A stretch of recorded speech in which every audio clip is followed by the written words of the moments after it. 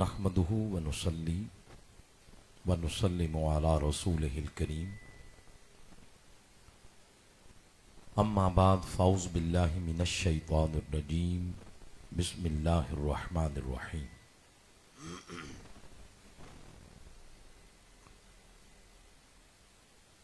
قال الله تعالى في القرآن الحكيم والعصر ان الانسان لفی خسر الا الذين آمنوا وعملوا الصالحات وتواصوا بالحق وتواصوا بالصبر صدق اللہ مولانا العظیم ان اللہ وملائکتہ یصلون علی النبی یا ایھا الذین آمنوا صلوا علیہ وسلموا تسلیما الصلاۃ والسلام علیک یا سیدی یا رسول اللہ وعلی آلک واصحابک یا سیدی یا رحمۃ للعالمین وخاتم النبیین وشفیع المذنبین وجد الحسن والحسین والحمد للہ رب العالمین۔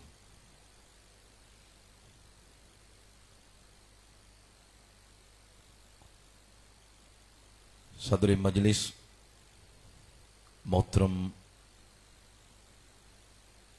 صاحبزادہ سید ابن الحسن گیلانی شاہ صاحب دامت برکاتکم العالیہ، جملہ سادات گرامی قدر، معزز علماء کرام، معزز قائدین تحریک منہاج القرآن، بالخصوص آج اس عظیم الشان پروگرام میں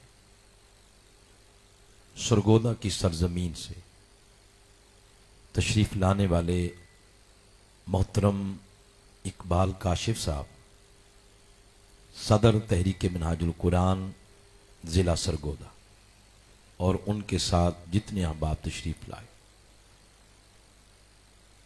جملہ حاضرین، سامعین اور پردے میں رہ کر سننے والی قابل تکریم بہنیں، سوشل میڈیا کے ذریعے اس پروگرام میں شامل جملہ ناظرین، آج الحمدللہ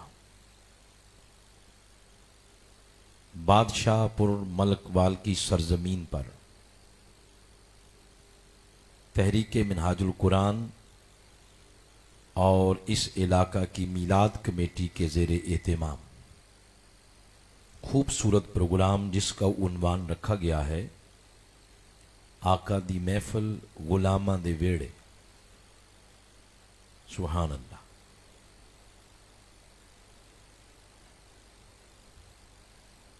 اس پروگرام میں جتنے احباب کی توانائیاں صرف ہوئیں، اللہ سب کی توانائیوں کو نہ صرف اپنی بارگاہ میں قبول فرمائے بلکہ ان میں مزید برکتیں عطا فرمائے۔ بالخصوص ہمارے بھائی اور پورے پاکستان میں ایک جانی پہچانی شخصیت، مرکزی نائب ناظم دعوت منہاج القرآن انٹرنیشنل، اور آپ کے اس علاقہ کی پہچان محترم علامہ محمد احسان رضوی صاحب،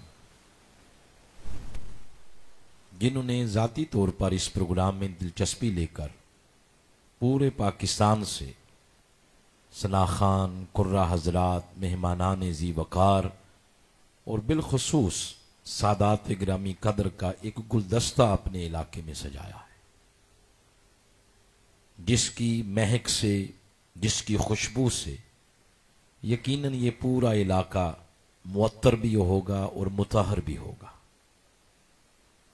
پھر اس پروگرام میں دو مدینہ پاک جانے والے مہمانوں کے لیے ٹکٹ کا اہتمام بھی کیا گیا ہے۔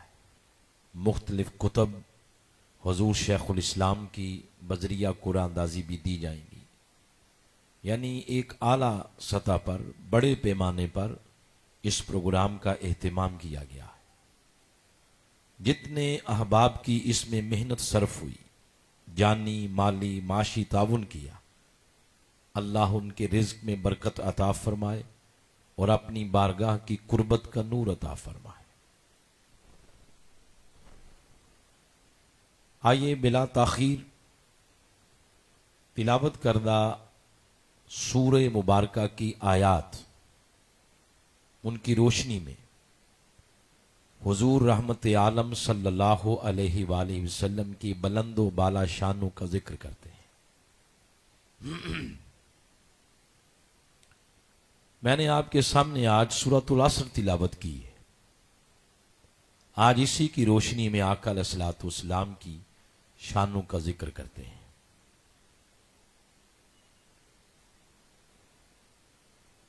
حاضرین مکرم، قرآن حکیم کی 3 سورتیں،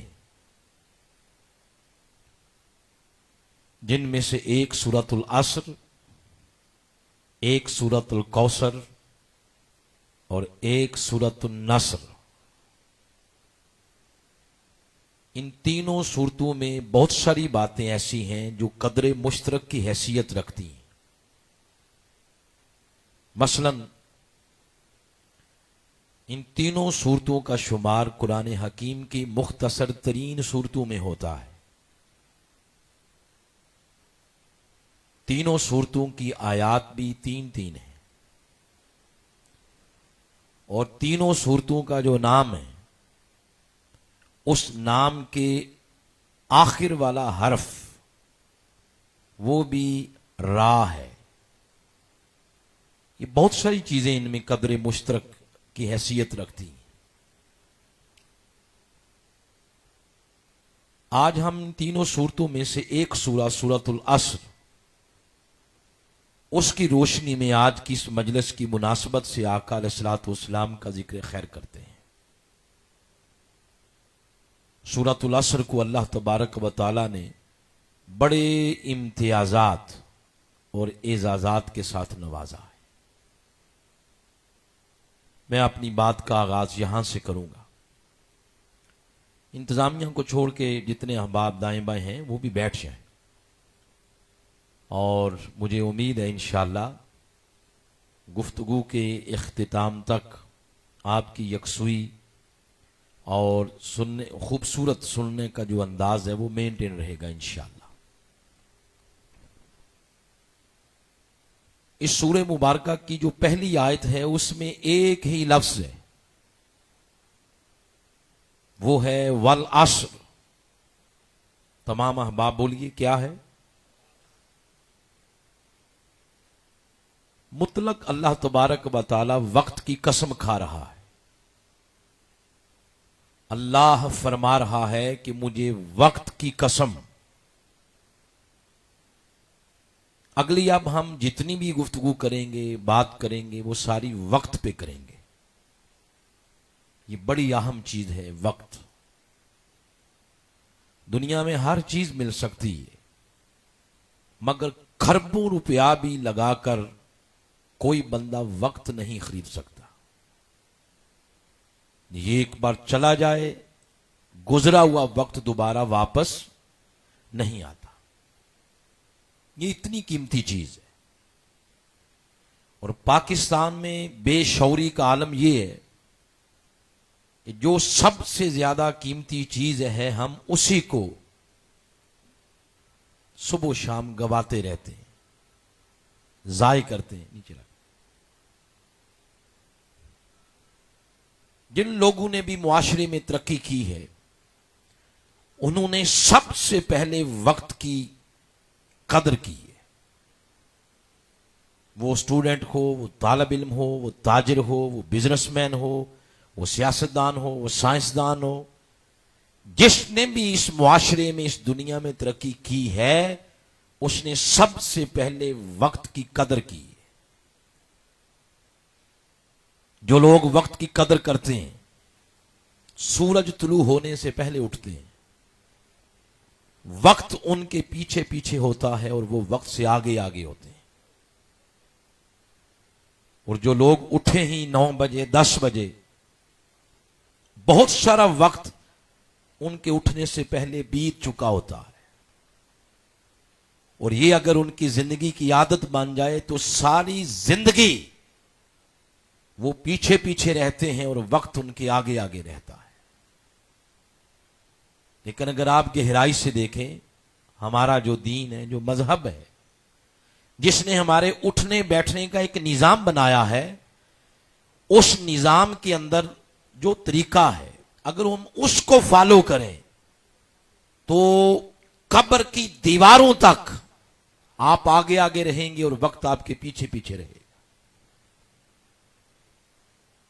لیکن ہم اس کو سمجھتے نہیں ہیں۔ اللہ دیکھیں وقت کی مطلق قسم کھا رہا ہے۔ آئیں یہاں سے آج پہلی بات کا ایک تہیہ کرتے ہیں، آپ جتنے بیٹھے ہیں، وقت کی قدر کرنا سیکھیں۔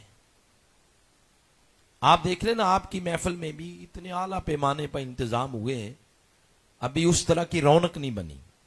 کیوں؟ ہمارے ذہن میں ایک بات بیٹھی ہوئی ہے، 11-12 بجے جا کے کام شروع ہوگا۔ 11-12 بجے اگر کام شروع ہوگا تو بادشاہ پور کے رہنے والے مسلمانوں فجر کی نماز کون پڑھے گا آپ کی؟ یعنی کتنے شوق کے ساتھ ہم وقت کو ضائع کرتے ہیں۔ ہماری تو مجبوری تھی، دور جانا ہے، میں نے پہلے خطاب شروع کروا لیا، میں نے کہا جتنے بھی بندے آئے ہیں ان کا اپنا نصیب ہے، جو آئے بیٹھے ہیں وہ لے جائیں گے، لیکن ہم وقت ضائع کرتے ہیں۔ پہلا تہیہ آج یہ کرنا ہے کہ ہم نے اپنی باقی ماندہ زندگی میں وقت کی قدر کرنی۔ وقت کی 3 قسمیں ہوتی ہیں۔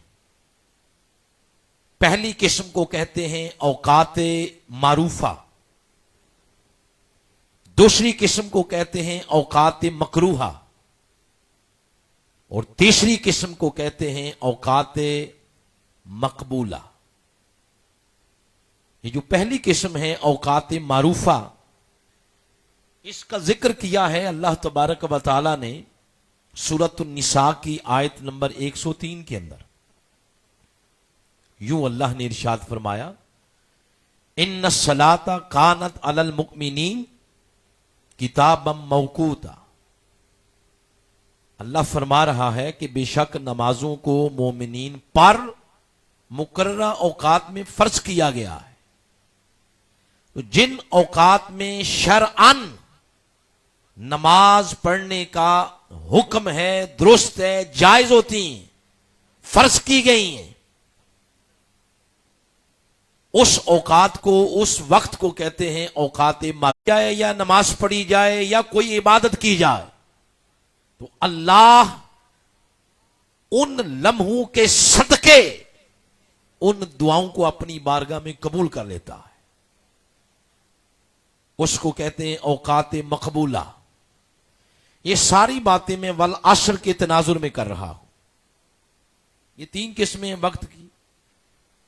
پھر قرآن حکیم کا مطالعہ کریں آپ کو نظر آئے گا کہ قرآن حکیم میں وقت کو 3 درجوں میں تقسیم کیا گیا ہے۔ پہلا درجہ وقت کا یہ ہے کہ اللہ خود لفظ بدل بدل کے وقت کا ذکر کرتا ہے۔ اس کو کہتے ہیں درجہ مذکوریت۔ لفظ بدل بدل کے اللہ تبارک و تعالی خود وقت کا ذکر کرتا ہے۔ مثلا اگر آپ پڑھنا چاہیں، اس موقف کی تائید میں کوئی بات لینا چاہیں، آخری پارے کی پہلی سورہ پڑھیں، سورۃ النبا، اس کی آیت نمبر 10 میں ارشاد فرمایا، وَجَعَلْنَا اللَّيْلَ لِبَاسًا، ہم نے رات کو لباس بنایا ہے۔ یہ جو رات کے لیے لفظ قرآن حکیم نے استعمال کیا اللیل، لفظ اللیل کے ذریعے اللہ اس مقام پہ وقت کا ذکر کر رہا ہے۔ اگلی آیت کو پڑھ لیں، اس میں فرمایا وَجَعَلْنَا النَّهَارَ مَعَاشًا، ہم نے دن کو روزی روٹی کا ذریعہ بنایا ہے. لفظ نہار کے ذریعے اس آیت کریمہ میں اللہ نے وقت کا ذکر کیا ہے.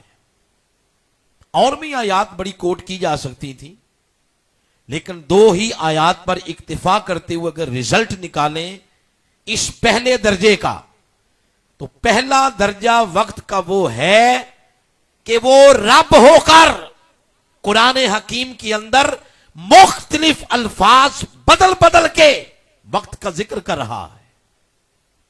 یہ پہلا درجہ ہے. دوسرا درجہ پھر وقت کا یہ ہے کہ رب رب ہو کر خود وقت کی تعریف کرے. وہ رب ہو کر وقت کی تعریف و توصیف کرے. رب ہو کر وقت کی تعریف و توصیف و ستائش کرے. رب ہو کر وقت کی تعریف و توصیف و ستائش و مدح کرے. اس کے لیے اگر آپ پڑھنا چاہیں تو قرآن حکیم کے آخری پارہ کی بڑی معروف سورہ جس کا نام ہے سورۃ القدر، آپ اس کو پڑھ سکتے ہیں. پوری سورت کے اندر اللہ نے وقت کی تعریف کی. کیسے کی؟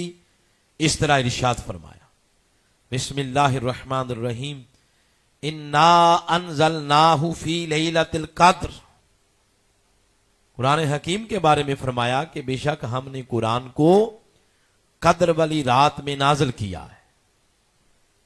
ویسے جو ہی دن ختم ہوتا ہے نا، دن روشنی ختم ہوتی ہے، یہ جب اندھیرا چھا جاتا ہے اس کا نام ہے رات. عربی میں اس کو کہتے ہیں اللیلہ. یہ ہر روز آتی ہے، 24 گھنٹوں میں ایک حصہ رات کا ہے، ایک حصہ دن کا ہے. یہ ہر رات ہر روز آتی ہے، مگر ہر رات کو اللہ نے قدر کی نگاہ سے نہیں ذکر کیا، مگر ایک رات کو اللہ نے راتوں میں سے چن لیا. اس رات کے ساتھ اس لفظ کا اضافہ کر کے ذکر یوں کیا، لیلۃ القدر، عزت والی رات. بولیے کون سی رات؟ عزت والی رات. اس کو عزت والی قدر والی رات کا درجہ کیوں دیا؟ اس لیے کہ اس میں قرآن کا نزول ہوا ہے. قرآن کے نزول کی وجہ سے یہ لیلۃ القدر بن گئی. آگے پھر خود فرمایا سوالیہ انداز میں، فرمایا وما ادراک ما لیلۃ القدر، تمہیں کیا ادراک اس رات کی عزت کیا ہے؟ تمہیں کیا ادراک اس رات کی عظمت کیا ہے؟ تمہیں کیا خبر اس رات کا مقام کیا ہے؟ تمہیں کیا خبر اس رات کی عزت کیا ہے؟ یہ بات کرنے کے بعد اگلی آیت میں پھر فرمایا لیلۃ القدر خیر من الف شہر. فضیلت کے اعتبار سے، اجر کے اعتبار سے، نیکیوں کے اعتبار سے، برکت کے اعتبار سے یہ رات 1000 مہینے سے افضل ہے. کون سی رات؟ جس میں قرآن کا نزول ہوا ہے. وہ رات عزت والی بن گئی. اب آپ دیکھیں جس وجہ سے اس رات کو اللہ نے عزت دی ہے وہ ہے قرآن کا نزول. اور یہ نزول ایک بار ہی ہوا تھا، ہر سال نہیں ہوتا. قرآن کتنی بار نازل ہوا ہے بولیے جی؟ ایک بار. مگر جس رات میں نزول ہوا وہ رات ہر سال آ رہی ہے. قرآن ایک بار، رات بار بار. قرآن کا نزول ایک دفعہ ہوا، مگر جس رات اس کا نزول ہوا وہ رات ہر سال آتی ہے. مگر قرآن کا نزول تو ایک ہی بار ہوا تھا. یہاں سے ایک بڑا ایمان افروز نقطہ عکس ہوتا ہے، وہ یہ جس وجہ سے اللہ نے اس رات کو عزت دی وہ ہے قرآن کا نزول. مہمان تشریف لا رہے ہیں. صمیم قلب سے مہمانوں کو اس پروگرام میں تشریف لانے پر خوش آمدید بھی ہے.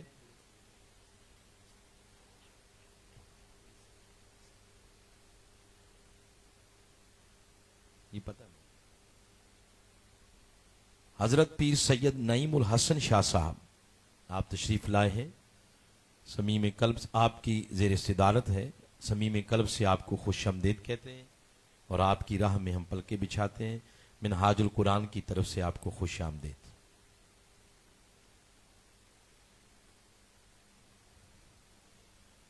جی گفتگو پھر کریں آگے، فرنٹ لائن والے نہیں، پچھلے احباب بتائیں جو پیچھے کو گفتگو شروع کریں۔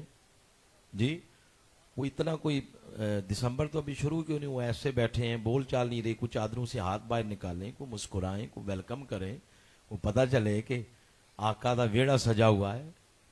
جی آقا دے ویڑے حضور کے درود و سلام کی آواز نہ آئے، آپ کے مسکرانے کی کوئی مہک نہ آئے تو پھر یہ بات آقا دے ویڑے کی مصداق نہیں بنتی۔ جی غلامہ دے ویڑے، غلامہ دے ویڑے۔ بات میں یہ عرض کر رہا ہوں کہ وقت کی تعریف اللہ نے کی ہے، سورۃ القدر میں وقت کی تعریف ہو رہی ہے، اور اس میں اللہ تعالیٰ نے وقت کی تعریف کرتے ہوئے راتوں میں سے ایک رات کو چن لیا، وہ رات جس میں قرآن کا نزول ہوا ہے۔ وہ رات ہر سال آتی ہے مگر قرآن ہر سال نہیں آتا، قرآن ایک ہی بار آیا تھا۔ اب یہ جو اللہ نے فرمایا ہے خیر من الف شہر، یہ لفظ سننے والے کو ترغیب دلا رہے ہیں، رغبت دلا رہے ہیں، مائل کر رہے ہیں، قائل کر رہے ہیں کہ قرآن کا نزول تو ایک بار ہوا تھا مگر جس رات ہوا وہ رات ہر سال آتی ہے۔ تو یہ ترغیباً یہ بات بتائی جا رہی ہے کہ لوگوں، اللہ کی بارگاہ سے نعمت ایک بار ہی ملتی ہے مگر اس نعمت کا چرچا ہر سال ہونا چاہیے۔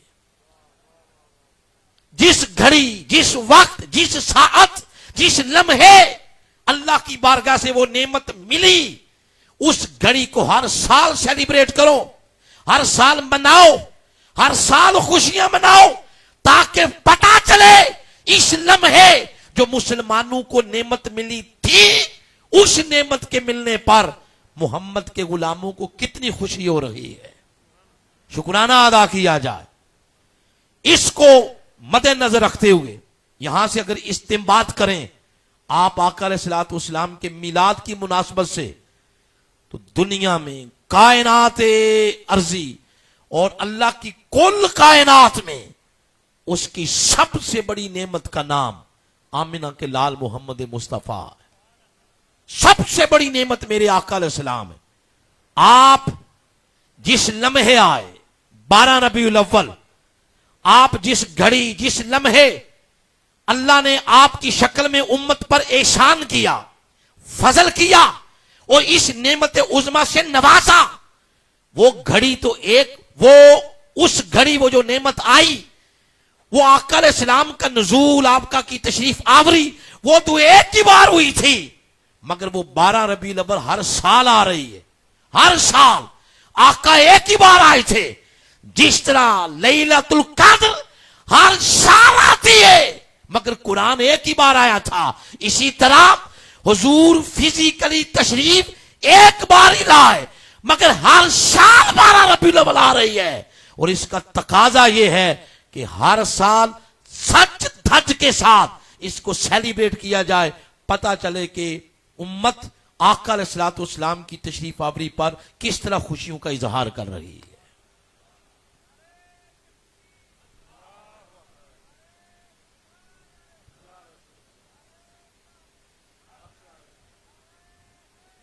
پھر آگے ارشاد فرمایا تنزل الملائکہ والروح، اس رات ملائکہ بھی آتے ہیں اور ساتھ ان کا کمانڈر بھی آتا ہے۔ کمانڈر سے مراد ہے جبریل امین، وہ بھی آتا ہے۔ اب اس سورہ مبارکہ نے بتا دیا کہ 3 چیزیں ہر سال آتی ہیں۔ نمبر 1 لیلۃ القدر، نمبر 2 جبریل امین، نمبر 3 ملائکہ، یہ ہر سال آتے ہیں۔ پہلی 2 چیزوں کی تو سمجھ آ رہی ہے، لیلۃ القدر بھی ہر سال آ گئی، سمجھ آ رہی ہے۔ ملائکہ بھی ہر سال آتے ہیں، ٹھیک ہے، سمجھ آ رہی ہے۔ مگر یہ بات سمجھ نہیں آ رہی کہ جبریل اب کیا لینے آتا ہے۔ آپ کہہ دیں علامہ صاحب آپ کو کوئی اعتراض ہے؟ مجھے کیا اعتراض ہے؟ وہ ہر سال نہیں ہر لمحہ آتا رہے، ہمیں کیا اعتراض ہے؟ آپ پوچھیں بات آپ پھر کیوں کر رہے ہیں؟ میں بات اس لیے کر رہا ہوں، ہم نے یہی پڑھا اور سنا ہے کہ یہ جب بھی آتا تھا حضور علیہ السلام کی طرف وہی لے کے آتا تھا۔ آج بادشاہ پور والوں بتاؤ، وہی کا دروازہ بند ہو چکا ہے یا ابھی کھلا ہوا ہے؟ بولیے، بند ہو چکا ہے۔ جب وہی کا دروازہ ہی بند ہو چکا ہے تو یہ کیا لینے آتا ہے؟ اور وہی دو ہی قسم کی ہیں۔ قرآن حکیم کا پہلا صفحہ پڑھیں، وہاں لکھا ہوا ہے والذین یؤمنون بما انزل الیک، یہ پہلی وحی ہے جو حضور علیہ الصلوۃ والسلام کی طرف نازل ہوئی، اور دوسری ما انزل من قبلک، جو حضور علیہ السلام سے پہلے آئی۔ تو کتنی وحی ہو گئی؟ بولیے، دو۔ اگر کسی تیسری وحی نے آنا ہوتا تو اس طرح کے آگے الفاظ ہونے چاہیے تھے، وما ينزل من بعدک، مگر یہ الفاظ نہیں۔ آگے الفاظ اس طرح ہیں وبالآخرۃ ھم یوقنون۔ اس کا مطلب یہ ہے کہ حضور کے بعد قیامت تو آ سکتی ہے مگر وحی نہیں آ سکتی۔ وحی کا دروازہ حضور کے بعد بند ہو گیا۔ اگر وحی کا دروازہ بند ہو گیا ہے تو آج جبریل امین ہر سال کیا لینے آتا ہے؟ وہ کیا کا جواب سن لیں، مگر اس سے پہلے ایک بات طے پا گئی کہ جبریل آتا پہلے بھی تھا اور آتا اب بھی ہے۔ اس بات پہ آپ اتفاق کرتے ہیں؟ اور بھئی یہ سورہ بتا رہی ہے، اب نہ بھی اتفاق کریں گے تو کیا قرآن جو بتا رہا ہے؟ آتا پہلے بھی تھا اور آتا آج بھی ہے۔ آج کیا لینے آتا ہے؟ تو سنیں اور خوش ہو جائیں یہ بات سن کر۔ پہلے آتا تھا حضور علیہ السلام کی طرف کلام لے کر، وحی لے کر، میسج لے کر، پیغام الہی لے کر۔ تو پہلے آتا تھا حضور کی طرف کلام لے کر، پہلے آتا تھا کیا لے کر؟ وہاں سے کلام لے کر، اور آج آتا ہے سلام لے کر۔ اب فرق صرف یہ ہے کہ پہلے آتا تھا آقا علیہ السلام کی طرف کلام لے کر، آج آتا ہے سلام لے کر۔ تو کلام تو آتا تھا مصطفیٰ کی طرف، سلام کس کی طرف آتا ہے؟ اے بادشاہ پور والو، آقا علیہ السلام کے عشق میں مرنے جینے والوں، حضور علیہ السلام کی عاشقوں، حضور علیہ السلام کے محبین، رشک کرو اپنے مقدر پہ کہ پہلے آتا تھا کلام لے کے، آج آتا ہے سلام میں امت مصطفیٰ لے کر۔ آج حضور کی امت کی طرف سلام لے کے آتا ہے۔ پوچھے کہاں لکھا ہے؟ سلام ہی حتی مطلع الفجر، فجر کے طلوع ہونے تک پوری دنیا انسانیت میں سلامتیاں تقسیم کرتا رہتا ہے، خوشخبریاں تقسیم کرتا رہتا ہے، امن و راشتی تقسیم کرتا رہتا ہے، اور توبہ استغفار قبول ہوگی اس کے مجدے سناتا رہتا ہے۔ تو پہلے کلام مصطفیٰ لے کے آتا تھا اور آج سلام امت مصطفیٰ لے کر آتا ہے۔ جنہوں نے اپنے سین کو ویڑا بنا دیا نا آقا علیہ السلام کے ذکر کے لیے، تو یہ سمجھیں کہ آپ کی نظر ہے آقا علیہ السلام کی امت کی طرف آج جبریل سلام لے کے آتا ہے۔ تو ہمیں جہاں بہت سارے مضامین اس سورہ مبارکہ سے مل گئے، وہاں مین بات یہ تھی کہ اس سورہ مبارکہ کے اندر اللہ نے وقت کی تعریف کی ہے، اور یہ وقت کا دوسرا درجہ ہے۔ وقت کا تیسرا درجہ سن لیں۔ وقت کا جو تیسرا درجہ ہے وہ یہ کہ اللہ کبھی کبھی خود وقت کی قسم کھاتا ہے۔ وقت کی کیا کرتا ہے؟ وہ قسم کھاتا ہے۔ یہ قرآن حکیم آپ کھولیں، پورے قرآن کے اندر اب قسموں کا ذکر ہے. اللہ تعالیٰ خود قسم کھاتا ہے. میں اور آپ ایک دوسرے کو مطمئن کرنے کے لیے قسم اللہ کی کھاتے ہیں، لیکن اللہ کس کی قسم کھاتا ہے؟ قرآن حکیم کو آپ کھولیں، قرآن حکیم کا پورا جو قسموں کا چیپٹر ہے، یعنی جگہ جگہ جو بکھرا پڑا ہے، اپنے چشمے تصور میں لے آئیں. قرآن حکیم کا پہلا مقام جو پہلی قسم ہے، اللہ کی قسم ہے، جو پہلی قسم، سورۃ الفاتحہ کو پڑھیں. پوری سورت کے اندر آپ کو قسم نہیں ملے گی. سورہ بقرہ کو پڑھیں، پوری سورت کے اندر آپ کو قسم نہیں ملے گی. سورہ آل عمران کو پڑھیں، پوری سورت کے اندر آپ کو کوئی قسم نہیں ملے گی. سورہ النساء کو پڑھیں، پوری سورت کو پڑھیں، اس کی آیت نمبر 65 میں اللہ کی پہلی قسم ہے. سورۃ النساء کی آیت نمبر 65 میں اللہ کی پہلی قسم. اس نے پہلی قسم یوں کھائی، فرمایا فلا و ربک، میرے محبوب مجھے قسم ہے تیرے رب ہونے کی. اللہ اپنے محبوب کی قسم کھا رہا ہے. دیکھیں بات تو سمپل سادی یہ تھی، اس نے بتانا تھا تمہارا رب میں ہوں، پالن ہار میں ہوں، بتانا یہ تھا، مگر اس نے یہ بات بھی اپنے محبوب کے ذکر کے بغیر نہیں کی. فرمایا فلا و ربک، اے میرے محبوب مجھے قسم ہے تیرے رب ہونے کی. اپنی ربوبیت کی پہچان اور معرفت بھی، اس کا اعلان بھی اس نے اپنے محبوب کے ذکر کے بغیر نہیں کیا.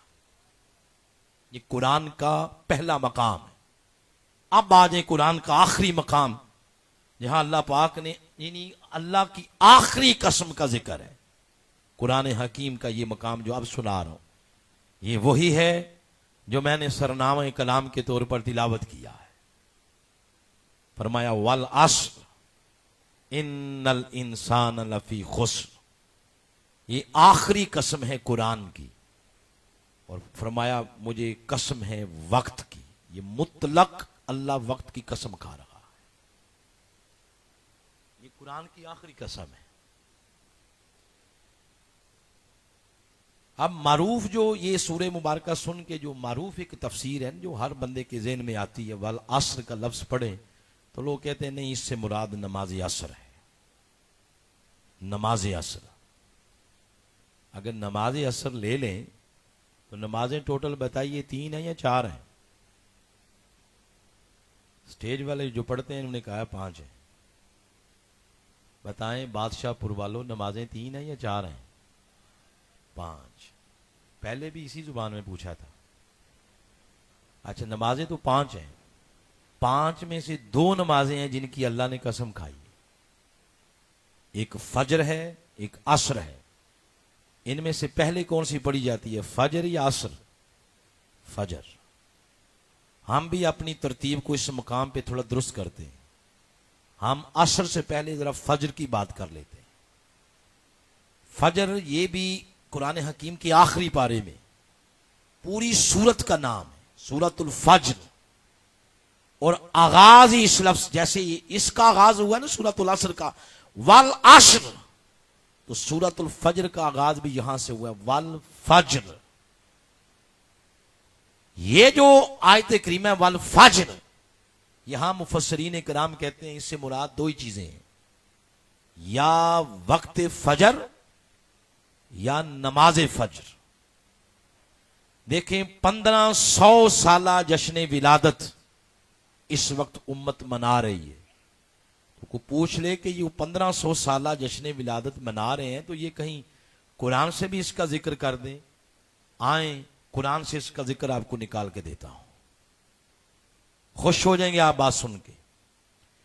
والفجر سے مراد ہے یا وقت فجر یا نماز فجر. یہ 2 ہی تفاسیر اس کی عام ہیں. اب یہ دیکھنا ہے کہ اس سے ارجح ترین تفسیر کون سی ہے کہ نماز فجر یا وقت فجر. تو یہ دیکھتے ہیں کہ زمین پر پہلے فجر کی نماز آئی یا پہلے فجر کی صورت آئی ہے. ان میں سے پہلے کون سی آئی؟ جب آپ پھر تاریخ کو پڑھیں تو نماز فجر تو اس وقت آئی جب آقا علیہ السلام کی عمر مبارک تھی 51 سال. آپ معراج پر تشریف لے گئے اور فجر لے آئے. فجر بھی نہیں بلکہ فجر، ظہر، عصر، مغرب، عشاء، پانچوں نمازیں آ گئی. تو نماز فجر تو اس ٹائم آ رہی ہے. اس کا مطلب ہے سورہ فجر اس سے بھی پہلے ہے. سورہ فجر نماز فجر سے بھی پہلے نازل ہوئی ہے. اگر یہ پہلے نازل ہوئی ہے تو پہلی تفسیر اور ارجح ترین تفسیر یہ ہوگی والفجر. اللہ فرما رہا ہے کہ مجھے وقت فجر کی قسم ہے. فجر کے وقت کی اللہ قسم کھا رہا ہے.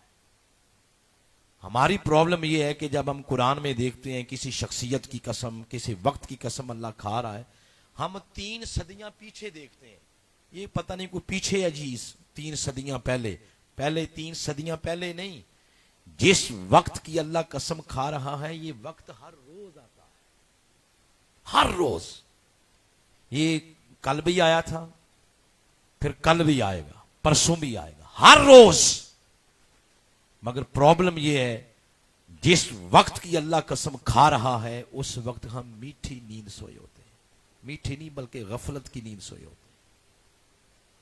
بلکہ اگر میں یہ کہہ دوں 70% پاکستانی وہ لوگ ہیں جن کے کانوں میں اذان فجر مدتیں ہو گئی ہیں، ان کے کانوں میں اذان فجر کی آواز نہیں پڑی. یہاں آپ علماء کو نکال کے، بزرگوں کو نکال کے پوچھ لیں الصلاۃ خیر من النوم کون سی اذان میں پڑھا جاتا ہے، مغرب میں یا عشاء میں، تو فوراً پتہ چل جائے گا. بات عرض کرنے کا مطلب یہ ہے جس وقت کی اللہ قسمیں کھا رہا ہے ہم غفلت کی نیند سوئے ہوتے ہیں. آج کی اس مجلس میں دوسرا تہیہ یہ کریں، جہاں آپ نے میں نے گفتگو کے آغاز میں بتایا نا، ایک تہیہ یہ کر کے جائیں کہ وقت ضائع نہیں کیا کریں گے. دوسرا تہیہ یہ کریں کہ جس وقت کی ادھر اللہ قسمیں کھا رہا ہو ہم اس کے حضور سجدہ ریزیوں میں مصروف ہو جائیں. وقت فجر کی قسم ہے. لیکن جب ہم، جو اگلی بات بتانا چاہتا ہوں، جب ہم اس موضوع کی تیاری کر رہے تھے، حضور شیخ الاسلام ڈاکٹر محمد طاہر القادری مدہ ذلہ العالی کا ترجمہ ہم نے پڑھا. ترجمے میں جو بات لکھی ہوئی تھی وہ پڑھ کے تو ہم مچل گئے. آپ نے ترجمہ یہ کیا ہے، فرمایا والفجر، قسم ہے اس صبح کی. یہ نہیں فرمایا ہر صبح کی. کیا فرمایا؟ قسم ہے اس صبح کی.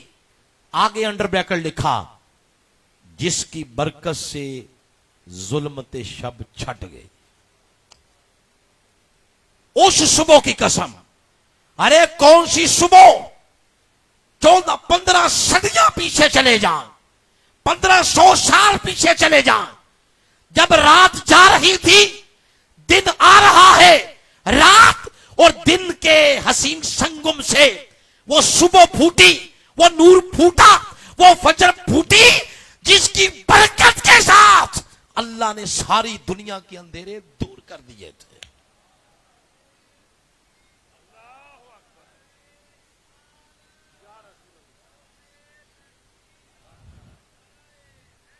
اس صبح سے مراد نور مصطفیٰ ہے. اس فجر سے مراد نور مصطفیٰ ہے کہ جب وہ نور چمکا اعلان ہو گیا، اے ماڑے لوگوں، اے کمزوروں، اے بیواؤں، اے یتیموں، اے مسکینوں، اے غریب لوگوں، اے جن کو کوئی بھی سینے سے لگانے والا نہیں، سنو آج فجر کی شکل میں وہ نور پھوٹا ہے جس کی روشنی میں اتنی برکت ہوگی کہ زمانے سے غلامی کی زنجیریں ٹوٹ کے گر جائیں گے. اس سے مراد، فجر سے مراد نور مصطفیٰ ہے صلی اللہ علیہ وآلہ وسلم. یہاں پہ آپ کو ایک چھوٹا سا ایک دلچسپ واقعہ سناتا ہوں. گفتگو میں ایک واقعاتی کیفیت بھی پیدا ہو جائے گی، آپ کی توجہ بھی مل جائے گی، میرے موقف کو تھوڑی اور تائید مل جائے گی. دانیال علیہ السلام یہ اللہ کے ایک نبی گزرے ہیں. دانیال علیہ السلام ان کے دور کا ایک ظالم بادشاہ تھا بخت نصر. بخت بھی پڑھتے ہیں بخت بھی پڑھتے ہیں بخت نصر. تو اس نے وہ خدا بنا بیٹھا تھا, کہتا تھا میں خدا ہوں استغفر اللہ. اللہ کے نبی اس زمانے میں توحید کا پیغام لے کے آ گئے. اس نے کوئی خواب دیکھا, اس نے صبح تمام معبران کو بلا لیا, نجومیوں کو بلا لیا کہ میرے خواب کی تعبیر بتائیں. انہوں نے کہا ٹھیک ہے حضور والا بتائیں کیا خواب ہے. اس نے آگے سے کہا خواب بھی تم نے خود ہی بتانا ہے, یعنی میں نے کیا دیکھا ہے یہ بھی تم نے خود ہی بتانا ہے. نے کہا بادشاہ صاحب وہ خواب تو کم از کم بتا دیں کہ آپ نے خواب کیا دیکھا ہے, تو پھر ہم اس کی تعبیر بتائیں. اس نے کہا نہیں, خواب بھی تم نے ہی بتانا ہے, اور اگر یہ نہ بتایا تعبیر نہ بتائی تو تم سب کی گردنیں قلم کر دوں گا, سر تن سے جدا. ان کو جان کے لالے پڑ گئے. ان میں سے پھر 2-4 بول اٹھے کہ اب رابطہ کرنا پڑے گا دانیال علیہ السلام سے. پتا تو ان کو بھی تھا نا, مانتے تھے اندر سے, کہتے تھے کہ وہ ہیں سچے, مگر جکڑے ہوئے تھے اس بدبخت نظام کے اندر. آج بھی ایسا ہے, دل کہتا ہے کہ فلاں سچا ہے, دل کہتا ہے کہ فلاں جیسی بات کوئی نہیں کرتا, مگر ذاتی مفادات ہیں, مفادات کے بت ہیں, ان کو ہم توڑنا نہیں چاہتے. وہ بھی بدبخت سمجھتے تھے کہ سچا یہ بادشاہ نہیں ہے, سچا تو دانیال علیہ السلام. جب جان پہ پڑی تو تب پھر ان کی طرف رخ کیا. دانیال علیہ السلام آ گئے. آپ آئے تو ایک تو جو لوگ بھی آتے تھے سجدہ کرتے, آپ نے سجدہ نہیں کیا. اس کو بڑا ناگوار گزرا, مگر اس نے اپنی تعبیر پوچھنی تھی.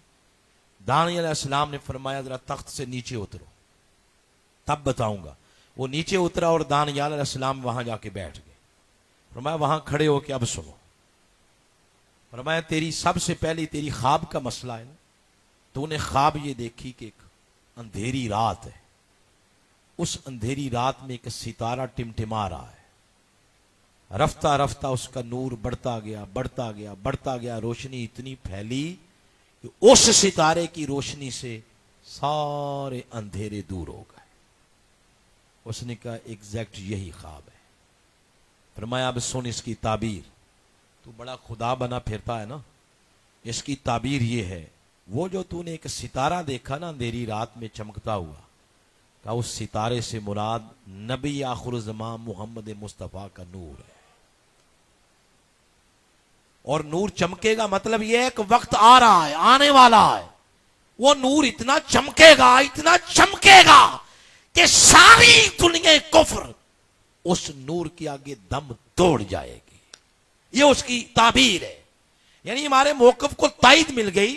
والفجر, اس سے مراد وہ صبح ہو جس کی برکت سے ظلمت شب چھٹ گئی. اس سے مراد آج سے 1500 سال پہلے وہ صبح ہو, وہ فجر جب آقا علیہ السلام دنیا میں تشریف لائے. آپ کے لانے کی دیر ہوئی تشریف دنیا میں کہ دنیا کے سارے اندھیرے آپ کی برکت کے ساتھ چھٹ گئے. تو فجر سے مراد وقت فجر ہے. اور اگر کوئی کہے کہ نہیں فجر سے مراد نماز فجر ہے, ٹھیک ہے یہ بھی قبول ہے, مگر ایک بات ذہن میں رکھ لے آقا علیہ السلام کے عاشقوں, اگر نماز فجر بھی مراد لیں تو پھر بھی شان حضور علیہ السلام کی ہی نکھر کے سامنے آ رہی ہے. آپ پوچھیں گے وہ کیسے؟ وہ اس طرح. میرے شیخ کی ایک بڑی ضخیم کتاب ہے میلاد النبی صلی اللہ علیہ وآلہ وسلم. اس کا جو پہلا چیپٹر ہے نا, آپ نے پہلے چیپٹر میں یہ ساری باتیں لکھی. نماز فجر کا بیک گراؤنڈ, حوالہ دیا ہے امام طحاوی کی کتاب کا جس کا نام ہے شرح مانی الاثار. درس نظامی میں پڑھائی جاتی ہے, علماء کرام اس کو بطور سلیبس پڑھتے ہیں, نصاب میں یہ شامل ہے. تو امام طحاوی لکھتے ہیں کہ اگر اس سے مراد نماز فجر لیں تو لکھتے ہیں ان آدم لما طیب علیہ عند الفجر صلی رکعتین فصارت الصبح. کہتے ہیں کہ 300 سال یا 350 سال آدم علیہ السلام اللہ کی بارگاہ میں روتے رہے کہ باری تعالیٰ معاف فرما دے۔ اب میری انتظامیہ سے گزارش ہے، مہمانوں کو پیچھے بٹھائیں جب تک خطاب ختم نہیں ہوتا۔ میں کو 5-10 منٹ لگا کے یکسوئی مینٹین کرتا ہوں، آپ پھر درمیان میں جو ہے وہ ڈسٹرب کر دیتے ہیں۔ اب مہربانی آپ کی مہمانوں کو پیچھے بٹھائیں، خطاب ختم ہوگا پھر آگے لے کے آئیں۔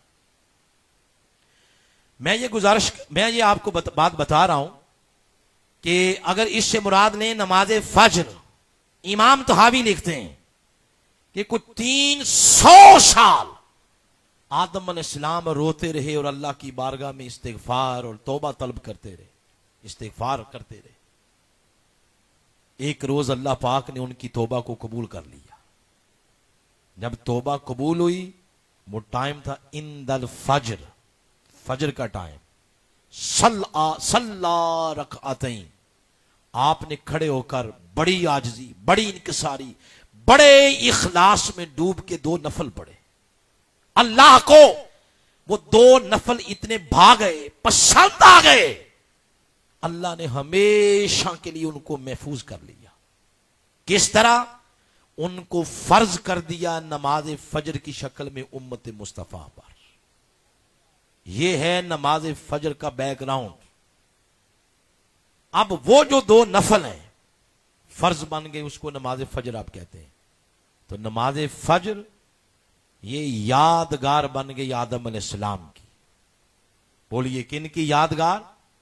یادگار سمجھتے ہیں کسے کہتے ہیں؟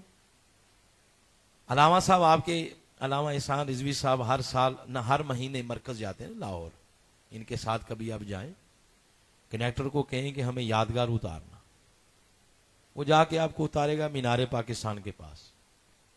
آپ کنیکٹر سے پوچھیں کہ یادگار کون سی ہے، تو وہ کہے گا اسی کو یادگار کہتے ہیں، وہ جو مینار ہے۔ کس کی یادگار ہے؟ 1940 میں وہاں ایک اکٹھ ہوا تھا، اجتماع مسلمانوں کا، اور قرارداد یہ پیش کی گئی کہ ہمارا ایک الگ ملک ہونا چاہیے، پاکستان۔ یہ قرارداد بھاری اکثریت سے منظور ہو گئی، اللہ نے بھی منظور کر لی۔ 1947 میں اللہ پاک نے آزاد وطن دے دیا، الحمدللہ، پاکستان۔ اب گورنمنٹ آف پاکستان نے وہاں ایک یادگار بنا دی، یعنی مینار، کہ آنے والی نسلیں جب جب اس کو دیکھیں گی تو ان کو 1940 والا اجتماع مسلمانوں کا یاد آ جائے گا۔ اس کو کہتے ہیں یادگار پاکستان۔ وہ یادگار پاکستان ہے، بلا تشبیہ و بلا تمثیل۔ نماز فجر یہ یادگار آدم ہے۔ بولیے یادگار۔ اس وقت ان کی اللہ نے توبہ کو قبول کیا تھا، بڑے اخلاص کے ساتھ 2 نفل پڑے، اللہ نے ان کو فرض بنا دیا ہے۔ تو یہ یادگار ہے، یادگار آدم۔ اب یہ جو یادگار آدم ہے نماز فجر، یہاں توبہ قبول ہوئی۔ اب حدیث سے پوچھتے ہیں کہ آدم علیہ السلام کی توبہ قبول کیسے ہوئی؟ 300 سال یہ دعا کرتے رہے، ربنا ظلمنا انفسنا وان لم تغفر لنا وترحمنا لنکونن من الخاسرین۔ 300 سال یہ کرتے رہے دعا، مگر آگے سے کبھی دروازہ ہی نہیں کھلا، کبھی رسپانس ہی نہیں ملا۔ آج 300 سال گزرے، یک لخت ان کی زبان سے بے ساختہ الفاظ بدل کے نکلے۔ الفاظ یوں نکلے، کتاب کا نام ہے مستدرک، راوی سیدنا فاروق اعظم رضی اللہ تعالیٰ عنہ، امام حاکم نے اس روایت کو کوٹ کیا ہے، نقل کیا ہے۔ فرماتے ہیں انہوں نے آج 300 سال بعد یوں دعا کی، عرض کیا، یا رب انی اسألک بحق محمد صلی اللہ علیہ وسلم، اے میرے رب، اے میرے اللہ، اے میرے مالک، میں تجھے تیرے محمد کا وسیلہ دیتا ہوں، میری توبہ کو اپنی بارگاہ میں قبول فرما۔ تو پھر آگے سے کیا ہوا؟ حضور کا وسیلہ دینے کی دیر تھی، رب نے فوراً ان کی توبہ کو قبول کر لیا۔ حضور کے صدقے ان کی توبہ قبول ہو گئی، آقا علیہ السلام کے وسیلے کے ساتھ ان کی توبہ، بولیے، قبول ہو گئی۔ پھر آدم علیہ السلام کو اللہ نے پوچھا کیف عرفت محمد، تو میرے محمد کو کیسے جانتا ہے؟ آگے سے پھر لمبی بات ہے، آدم علیہ السلام نے عرض کیا باری تعالیٰ لما خلقتنی بیدک نفخت روحک فی رفعت راسی ریت الی العرش مکتوبا لا الہ الا اللہ محمد رسول اللہ۔ باری تعالیٰ جب تو نے مجھے بنایا، میرے تن میں روح پھونکی، میں نے آنکھ کھولی، میری آنکھ نے پہلا منظر تیری کائنات کا یہ دیکھا کہ عرش کے پایوں پہ لکھا ہوا تھا لا الہ الا اللہ محمد رسول اللہ۔ پھر میں جنت میں داخل ہوا، میں نے جنت کے درختوں کو دیکھا، ایک ایک پتے پہ لکھا ہوا ہے لا الہ الا اللہ محمد رسول اللہ۔ حوروں کی پیشانیوں کو دیکھا تو یہی لکھا ہوا ہے، ان کی آنکھوں میں یہ لکھا ہوا ہے، جنت کے محلات پر پلیٹیں یہی لگی ہوئی ہیں۔ تو مالک میں اس دن ہی سمجھ گیا کہ جس کا نام تو نے اپنے نام کے ساتھ نتھی کر کے لکھا ہوا ہے، یہ تیرا بڑا ہی کوئی لاڈلا محبوب ہے، اس کے صدقے ہی معاف کر دے۔ اور نتھی کیسے کیا ہے دیکھیں، لفظ اللہ کی ہا جہاں ختم ہوتی ہے، اس میں محمد کی میم بغیر کسی فاصلے کے وہاں سے شروع ہوتی ہے۔ حالانکہ قاعدہ کلیہ اصول اردو گرامر کا یہ ہے، عربی کا بھی یہی ہے کہ اگر دو ہوں، دو بندے، تو دوئی کو ظاہر کرنے والا درمیان میں حرف آتا ہے اور وہ ہے واو۔ مثلا آپ زمیندارہ علاقہ ہے نا آپ کا، تو یہاں کی ایک مثال دیتا ہوں، اللہ تعالیٰ سب لوگوں کے والدین کو زندگی دے، سمجھانے کے لیے بات کر رہا ہوں۔ اگر کسی کے والد فوت ہو جائیں، دو بھائی ہیں پیچھے، ایک ساجد ہے ایک ماجد ہے، یہ فار ایگزامپل بات کر رہا ہوں، دونوں چلے جائیں پٹواری صاحب کے پاس، محکمہ مال کے پاس، بندوبست کے پاس، گرداور صاحب کے پاس کہ ہم نے انتقال کروانا ہے۔ وہ انتقال جب وہ چڑھائے گا رجسٹر پہ تو لکھے گا کہ اس فوت ہونے والے بندے کے دو بیٹے ہیں، ساجد و ماجد، درمیان میں واو آ گئی، ساجد و ماجد۔ یہ واو بتا رہی ہے کہ دو بھائی ہیں اس وراثت کے وارث، یہ واو بتا رہی ہے۔ اور اگر پٹواری صاحب کا قلم خطا کھا جائے، واو لکھنا بھول جائے، تو ساجد تو پھر موجے مارے گا، مگر ماجد ساری زندگی پریشان ہی رہے گا، اسے نہیں وراثت ملے گی۔ کیوں؟ اس لیے کہ ساجد ماجد یہ جملہ بتا رہا ہے کہ یہ ایک بندے کا نام ہے۔ اگر آئے ساجد و ماجد تو واو بتائے گی ایک نہیں بلکہ دو ہیں۔ قربان جائیں، از اول تاخر سارے لوگ کلمہ طیبہ کو ذرا دقت نظر سے پڑھیں ذرا، کتنے نام ہیں اس میں؟ دو نام، دو ذاتیں، ایک خالق کی ذات، ایک اس کے محبوب کی ذات، ایک معبود، ایک عبد، ایک خالق، دوسرا مخلوق، ذاتیں دو ہیں، مگر رب نے درمیان میں واو لگانا بھی گوارا نہیں کیا۔ کیوں؟ اس لیے کہ اس کی منشا یہ ہے ذاتیں دو رہے مگر محبت ایک رہے، ذاتیں دو اتباع ایک، ذاتیں دو اطاعت ایک، ذاتیں دو عشق ایک۔ جس نے ذات محمد سے محبت کر لی اس نے اللہ سے ہی محبت کر لی ہے۔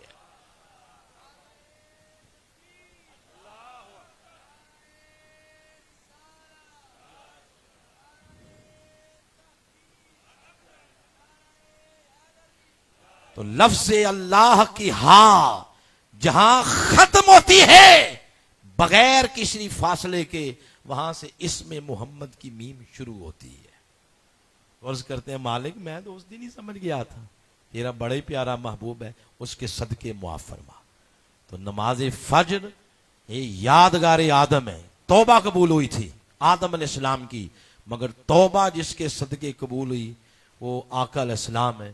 اس سے پتا چلا کہ والفجر سے مراد اگر نماز فجر لیں تب بھی شان آمنہ کے لال کی ہی نکھر کے سامنے آ رہی ہے۔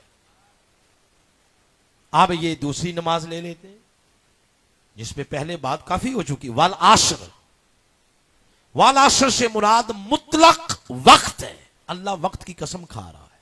آگے اس کی نسبت کی گئی، کسی نے کہا نہیں، اس سے مراد ہے زمانے مصطفیٰ کی قسم، کسی نے کہا نہیں اس سے مراد ہے زمانے بعثت مصطفیٰ کی قسم، کسی نے کہا نہیں اس سے مراد ہے وقت عصر کی قسم، اور کسی نے کہا اس سے مراد ہے نماز عصر کی قسم۔ آئیں اگر اس سے مراد نے مطلق وقت، وہی قاعدہ کلیہ اس کا امپلیمنٹ یہاں بھی کرتے ہیں، دیکھتے ہیں کہ وقت پہلے آیا یا حضور پہلے آئے، پہلے کون آیا ہے؟ حضرت جابر کی حدیث بڑی معروف ہے، سنیں۔ فرمایا یا جابر ان اللہ خلق نور نبیک من نورہ قبل الاشیاء، اللہ نے ہر شے سے قبل تیرے نبی کے نور کو پیدا کیا ہے۔ کچھ بھی نہیں تھا اس وقت جب اللہ نے تیرے نبی کے نور کو پیدا کیا، زمانہ ہی نہیں تھا۔ جب زمانہ ہی نہیں تھا تو اس کا مطلب ہے پھر کچھ نہیں تھا۔ اس وقت بھی اگر تھا تو ایک خالق تھا، دوسری اس کی مخلوق کا نقش اول محمد مصطفیٰ تھے، آپ کا نور تھا۔ پھر اس کے بعد اسی روایت کو میں آگے بڑھا رہا ہوں، پھر آقا علیہ السلام نے فرمایا یدور ذالک النور یدور بالقدرہ حیث شاء اللہ، فرمایا یہ جو پھر میرا نور ہے، یہ پھر جب وقت بن گیا، فرمایا یہ جو میرا نور ہے پھر ہر زمانے میں ایسے گردش کرتا رہا، ہر زمانہ ویڑا بن گیا نا، ویڑا، اور حضور کا نور ایسے گردش کر رہا ہے۔ آپ کے اس ٹائٹل کو بھی ایڈریس کرنا ہے نا جو آپ نے رکھا ہے، غلاماں دا ویڑا، اور ذکر کس کا ہے؟ آقا علیہ السلام۔ ہر زمانہ ویڑا بن گیا، صحن بن گیا، ہر زمانے میں مصطفیٰ کا نور گردش کر رہا ہے، سیر کر رہا ہے، وزٹ کر رہا ہے۔ کبھی یہ آدم علیہ السلام کی پیشانی میں نظر آ رہا ہے، کبھی یہ نظر آ رہا ہے شیث علیہ السلام کی پیشانی میں، کبھی یہ نوح علیہ السلام کی پیشانی میں، ابراہیم علیہ السلام کی پیشانی میں۔ امام زرقانی لکھتے ہیں، سنیں، امام زرقانی کہتے ہیں ابراہیم علیہ السلام کو جب آگ کے چیخے میں ڈالا گیا تو آگ نے ان پر کوئی اثر نہیں کیا، کیوں؟ لِأَنَّ نُورَ محمد فی ظہر ابراہیم، اس لیے کہ ان کی پشت میں نور محمدی جو موجود تھا۔ اسماعیل علیہ السلام، آپ کی امی جان حضرت حاجرہ سلام اللہ علیہ، جب اسماعیل علیہ السلام کا بچپنا تھا تو زمزم کے چشمے کے پاس رکھ کے اگر کبھی کبھار آگے پیچھے ہونا پڑتا تو لوگ کہہ دیتے جو وہاں قبیلہ آباد ہوا تھا کہ حاجرہ چھوٹا بچہ ہے، کہیں کچھ چیز اس کو نقصان نہ پہنچا جائے، تو آگے سے حضرت حاجرہ فرماتی نہیں، کبھی ایسا نہیں ہوگا، اس لیے میں نے سن رکھا ہے میرے بچے کی پیشانی میں نور مصطفیٰ ہے، جب تک یہ آگے منتقل نہیں ہو جاتا تب تک میرے بچے کا کوئی بال بھی بیکا نہیں کرتا۔ ہر زمانے میں حضور کا نور گردش کر رہا ہے۔ پھر یہ میرے شیخ، میرے قائد، وقت کے مجدد، پچھلے سے پچھلے سال عالمی میلاد کانفرنس سبزہ دار مینار پاکستان میں آپ نے یہ بات سنائی تھی، ورقہ بن نوفل کی سسٹر، قتیلہ نام ہے اس کا، کسی ایک نشست میں اس نے آقا علیہ السلام کی ابو جان والد محترم حضرت عبداللہ علیہ السلام ان کو آفر کی کہ میں آپ سے شادی کرنا چاہتی ہوں، تو آپ نے آگے سے نہ کر دی، جو بھی کیا، تو اس کے بعد آپ کی فوراً ہی شادی ہو گئی حضرت آمنہ سلام اللہ علیہ کے ساتھ۔ بعد میں دوبارہ اس کے آمنہ سامنا حضرت عبداللہ علیہ السلام سے ہوا تو وہ چل پڑی بات کہ وہ جو آپ نے بات کی تھی شادی کرنے والی، تو اس نے آگے سے فوراً کہا کہ نہیں، وہ اس وقت تھی، اب نہیں ہے۔ حیران ہو کے پوچھا کہ اب کیوں نہیں؟ اس نے کہا آپ کو پتا ہے ہماری فیملی مشہور ہے الہامی کتابوں کے مطالعہ کی مناسبت سے، ہم نے الہامی کتابوں میں جو پڑھا تھا وہ نشانیاں آپ کی پیشانی میں مجھے نظر آئیں، آپ کی پیشانی میں ایک نور چمک رہا تھا، مجھے یہ لالچ تھا کہ وہ نور میرے حصے آئے، مگر آج آپ کی پیشانی اس نور سے خالی نظر آ رہی ہے، اس کا مطلب ہے آپ کے زندگی میں کوئی نصیبوں والی آ گئی ہے اور اس نور کو وہ لے گئی۔ یعنی اس طرح میرے آقا کا نور ہر زمانے میں گردش کرتا رہا ہے. والعصر اس سے مراد اگر مطلق زمانہ لیں تو سن لیں، پھر اس سے مراد یہ ہے کہ قسم ہے زمانہ مصطفیٰ کی، ہر زمانے میں حضور کا نور گردش کرتا رہا. اور اگر کوئی کہے کہ نہیں جی والعصر سے مراد فزیکلی وہ زمانہ ہے جس میں آقا علیہ السلام خرام ناز کرتے تھے زمین پر، وہ زمانہ اس سے مراد، ٹھیک ہے وہ لے لیں. دیکھیں میں نے جو تفسیریں والعصر کی پڑھی ہیں سب کو آقا علیہ السلام کے ذکر کی مناسبت سے میں آپ کو سنا رہا ہوں، ٹھیک ہے وہ مراد لے لیں.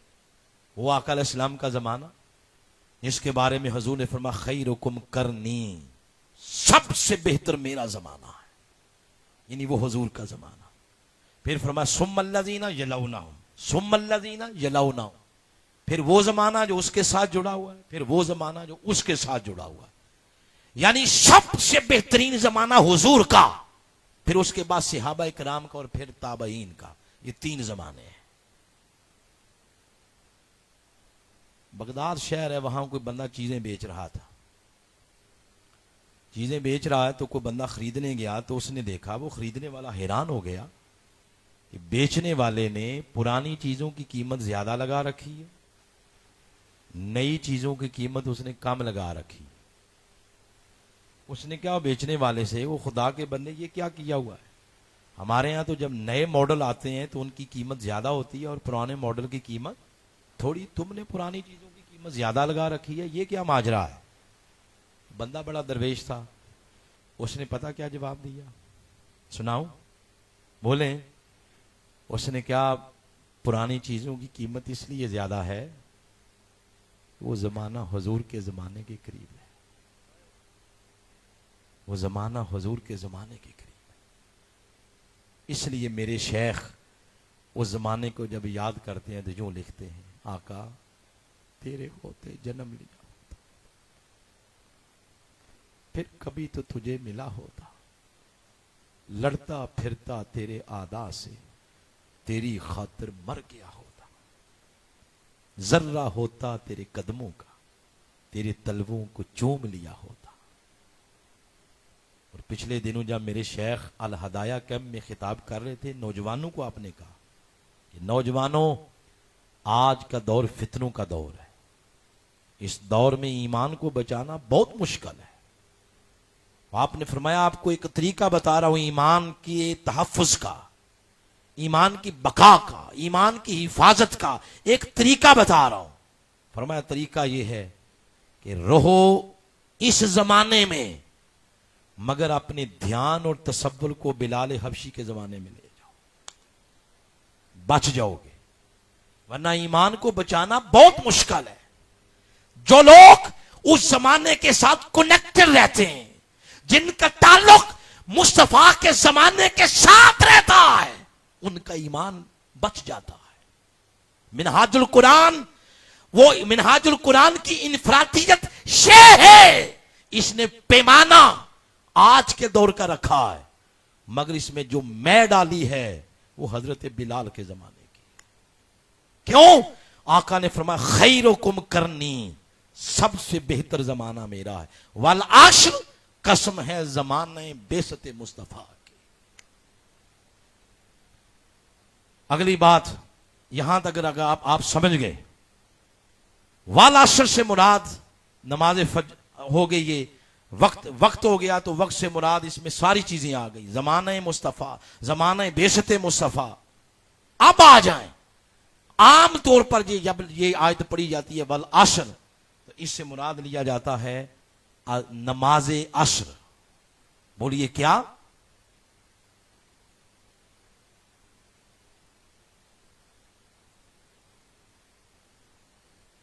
بس اس کو میں ختم کرنے لگا ہوں کسی نتیجہ خیز پوائنٹ پہ پہنچا کے، پھر میں گفتگو ختم کر رہا ہوں.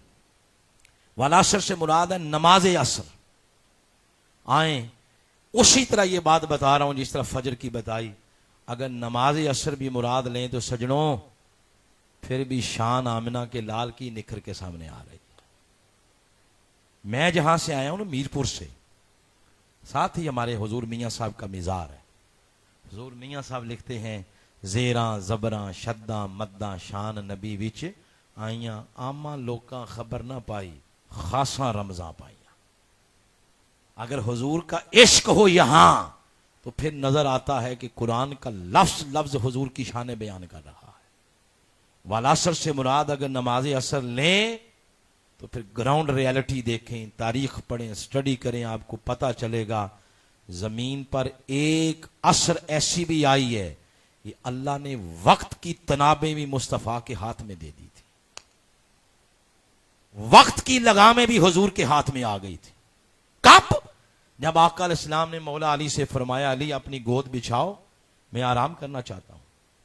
حسن اتفاق یہ تھا کہ مولا علی ان کی نماز رہتی تھی عصر اور آقا نماز عصر پڑھ چکے تھے, مگر انہوں نے یہ نہیں, ہمارے جیسا کوئی تیز تراز بندہ ہوتا تو کہتا حضور اب میں ذرا نماز نہ پڑھ, لیکن انہیں پتا تھا قرآن کا یہ حکم ہے, قرآن کا یہ حکم ہے, قرآن کا یہ حکم ہے کہ اگر کوئی بندہ نماز پڑھ رہا ہے اور آقا فرما دے میری بات سنو, حکم ہے اسی جگہ نماز چھوڑ کے مصطفیٰ کے بلاوے پر لبیک کہنا چاہیے.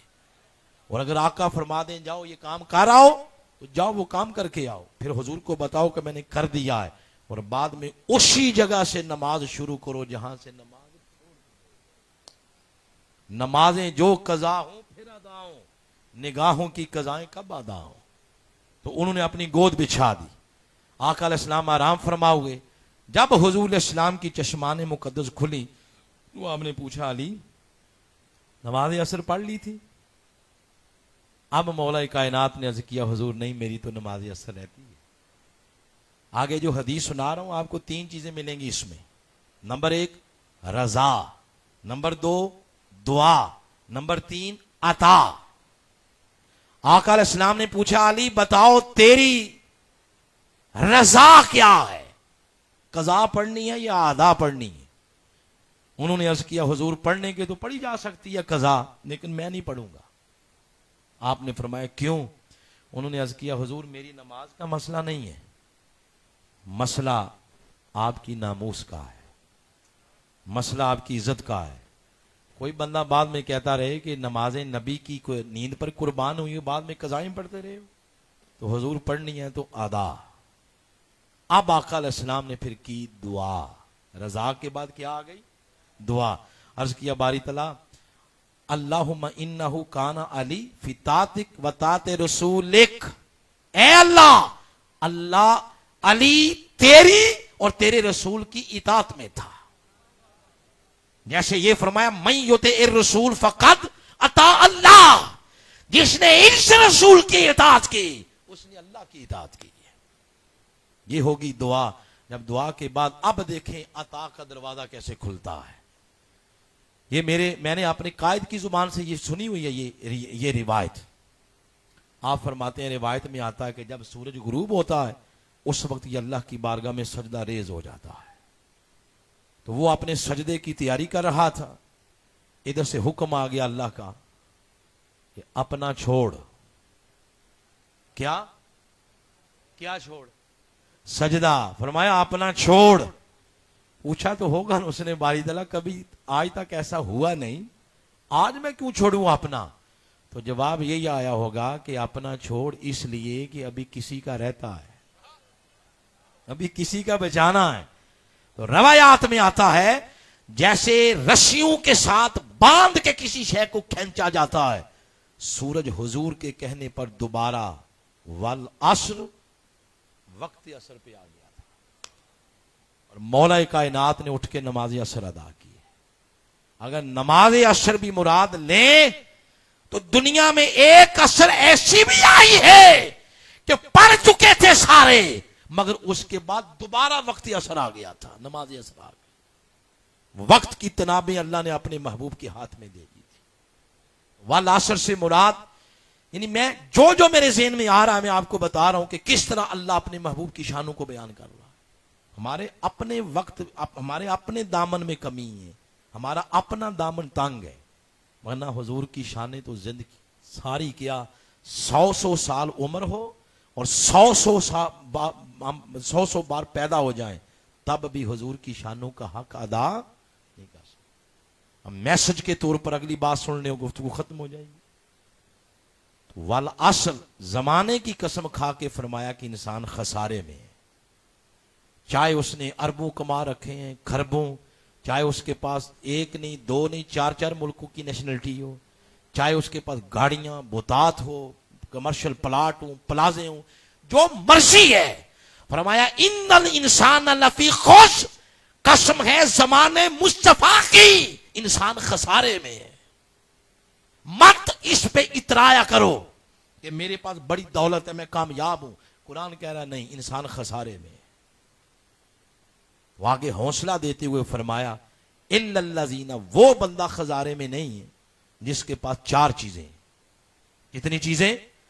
آج یہ بھی اب دو باتیں میں پہلے کر چکا ہوں، چار باتیں اگلی دیکھ لیں. جو سامان آپ نے یہاں سے لے کے جانا اس کو چیک کر لیں، اس میں یہ چیزیں ہیں. پہلی فرمایا ایمان، دوسرا فرمایا عمل صالح، تیسرا فرمایا حق، اور چوتھا فرمایا صبر. تو چیک کر لیں، کوئی 15 سال عمر کسی کی عمر ہے، 20 ہے، 40 ہے، 30 ہے، جتنی بھی ہے، کیا یہ چیزیں ہمارے پاس ہیں؟ تو آپ اس بات پہ الحمدللہ کہہ سکتے ہیں کہ الحمدللہ، اللہ کا شکر ہے اس نے ہمیں صاحب ایمان بنایا ہے. بولیں الحمدللہ. وہ پہلی چیز آ گئی آپ کے پاس. دوسری عوامل الصالحات، عمل صالح. یہاں ذرا کمزوری ہے، عمل صالح والی بات کوئی نہیں. نماز نہیں پڑھتے ہم، سچ نہیں بولتے، آنکھوں میں شرم و حیا والی بات کوئی نہیں، جھوٹ بولتے ہیں بڑے، رستے بند کرتے ہیں لوگوں کے، زمینوں پہ قبضے کرتے ہیں، کاروبار کے اندر بددیانتی ہے، والدین کی نافرمانی ہے، اور بچوں کا فیشن بن گیا ہے والدین کے آگے جھوٹ بولنا، اور جائز رشتے چھوڑ کے ناجائز تعلقات استوار کیے جاتے ہیں، اور بڑے بڑے شریف زادے اس میں ملوث ہیں، یہ کام کیے جاتے ہیں. یعنی یہ جس بات پہ آپ نے کہا نا الحمدللہ ہمارے پاس ایمان ہے، تو اس ایمان کی حفاظت بھی تو کسی سے کرنی ہے نا. یاد رکھیں، ایمان کی حفاظت عمل صالح سے ہوتی ہے. جیسے آپ کوئی پھل دار درخت لگائیں، اس کے ارد گرد باڑ نہ لگائیں، جانور مال مویشی اس کو کھا جائیں گے. اسی طرح ایمان درخت ہے، شجر ہے، پھلدار، اس کے ارد گرد اعمال صالحہ کی باڑ نہیں لگائیں گے تو اس کو یہ سوکھ جائے گا، خشک ہو جائے گا. تو ایمان کے ارد گرد اعمال صالحہ کی باڑ لگانی ہے. پہلے پہل بندے کی نمازیں چھوٹتی ہیں، فجر چھوٹی، پھر عشاء چھوٹی، پھر ہفتے میں نمازیں نہیں پڑھتے، پھر جمعہ کا جمعہ، پھر رفتہ رفتہ جمعے بھی جاتے رہتے ہیں، عید کے عید دن مسجد میں جاتے ہیں.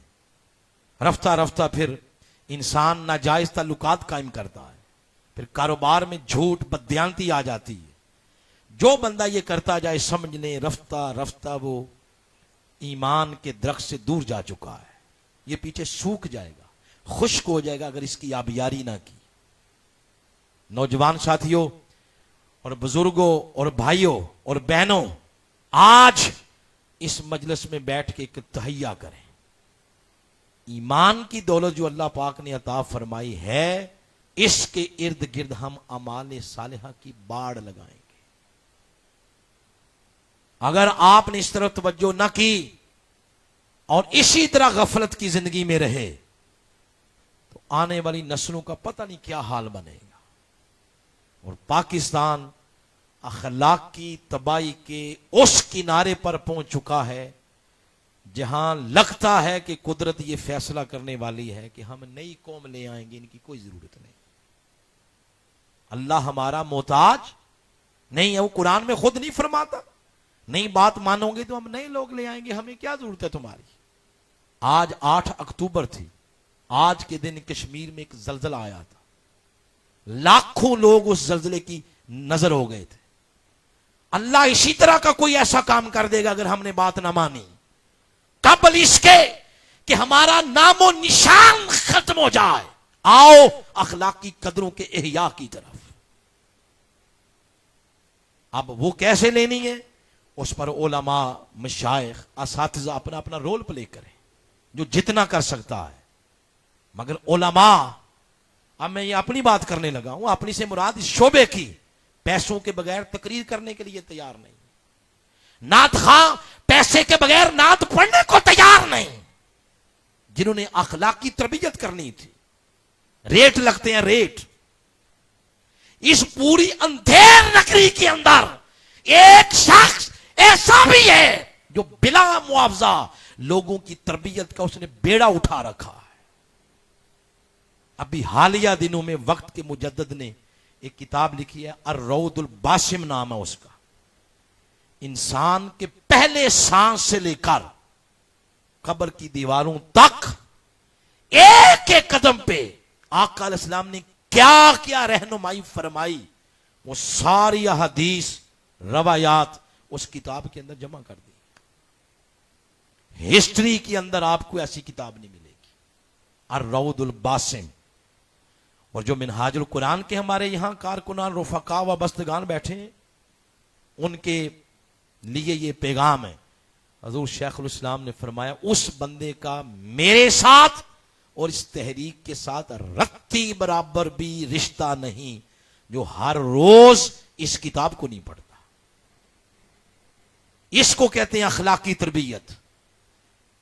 एक टका भी बदले में नहीं ले रहे। उनकी ख्वाहिश ही ये है कि मेरे जीते जी कलमा पढ़ने वालों के दिलों के अंदर हजूर की मोहब्बत का बीज लगे और इनके तन के ऊपर हुजूर की सीरत का रंग चढ़ जाए। आओ इस मजलिस से ये पैगाम हम लेके जाते हैं। वो किताबें भी आप अल्लामा इहसान रिजवी साहब आज 4-5 सेट वैसे लेके आए, आप मंगवा सकते हैं, इसके साथ राब्ता करें। अल्लाह की बारगाह में दुआ है, अल्लाह तबारक व तआला हमें इस मैसेज को समझकर अपनी जिंदगियों में नाफिज करने की तौफीक अता फरमाए। बस यहां पे बात खत्म हो गई।